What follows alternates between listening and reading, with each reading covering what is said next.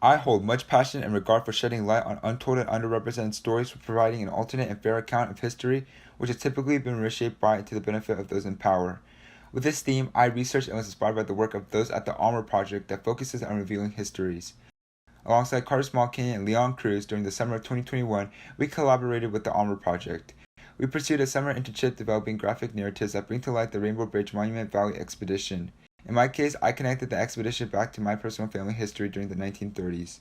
Having visited Native American sites in Arizona and Utah many years ago, I've always wondered about the stories of Native people during a time when they were forced to migrate from their lands and their lives were involuntarily disrupted. How did they feel about it? Do they think that the retelling of their history and cultural norms were accurate? For this project, I wonder what Native people thought of the RBMVE in the 1930s. Conversations with my grandmother, who was born in Korea in 1942, made me realize that the history of Native people affected by the RBMVE was similar to my Korean ancestors. Although worlds apart, these similar experiences made me realize that history does in fact repeat. The connections between disparate people may bond cultures in the present as we look to create a better future as one world jointly. Ethan Hyunjae Kim, class of 2023.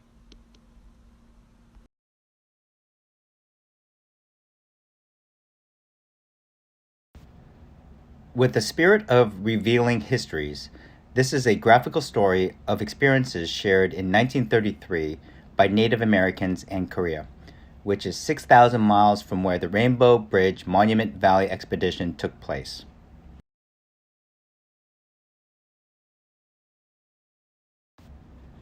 The Rainbow Bridge Monument Valley expedition was led by Ansel Hall and took place in a 3,000 square mile area near the border of Utah and Arizona. The goal was to research the area so that the U.S. National Park Service could establish a park, which was occupied by Native Americans after they were forced to migrate westward in 1830.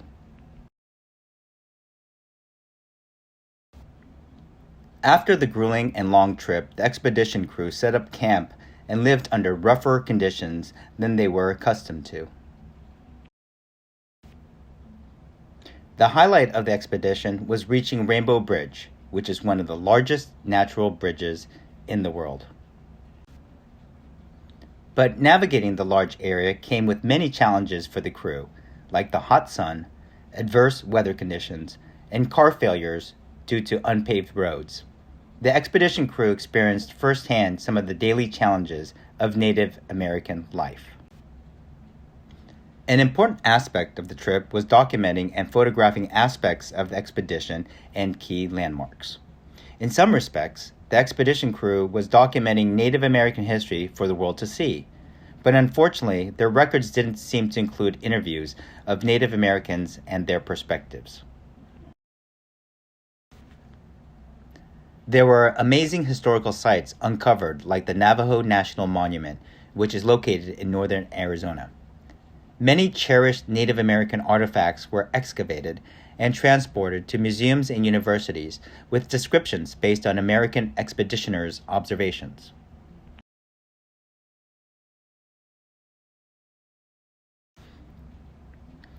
Although forced to move to other areas from time to time, Navajo culture persevered like the round dance, bringing hope and happiness to the forefront. Although capturing pictures of Native Americans was infrequent on the expedition, we got glimpses of how they lived their lives. It was clear that they relied on each other for survival and community living in tight spaces.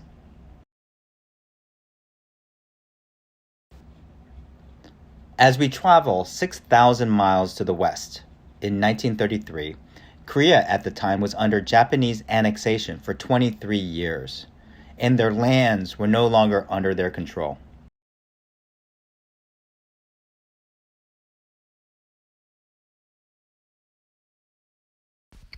일본 식민지 시기에 저의 증조 할아버지께서는 일본군이 한국 역사를 보존한다는 핑계로 한국 문화유산을 일본으로 가져가는 걸 보셨는데 이것이 한국 역사를 아예 버리려고 하는 일본의 만행이었습니다.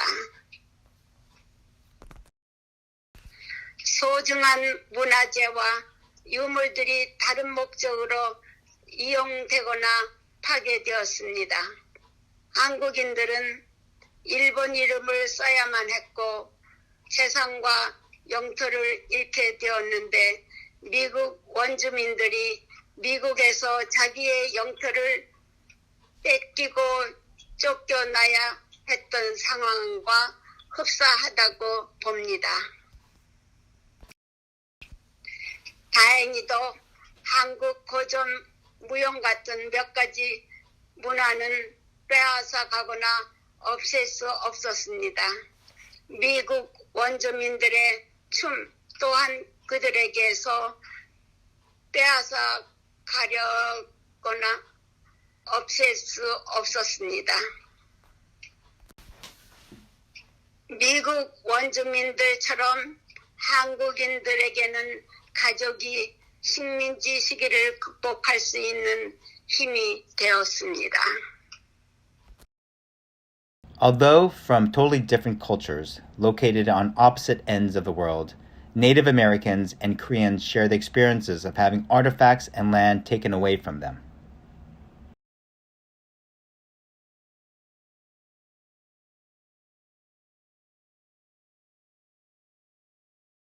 I want to personally and sincerely thank the ONWARD Project for the opportunity and support throughout the process of developing my graphic narrative. I give special thanks to Elizabeth Kahn and Maddie Fair for believing in me, my passions, and my capabilities and allowing me to serve as a proud summer intern. I would also like to thank Allison Fisher-Olson, Annie Denise, Ben Benjamin, Chris Canyon, Eric Hansen, Leon Cruz, and Ron Maldonado for providing background and insight into the expedition, supportive feedback, and project guidance. Thank you to my father, David Kim, and my grandmother, Youngja Kim, for providing the voice narrations. My summer internship will be an experience that I will never forget, and I hope and trust that my project has some meaningful value in the present and the future.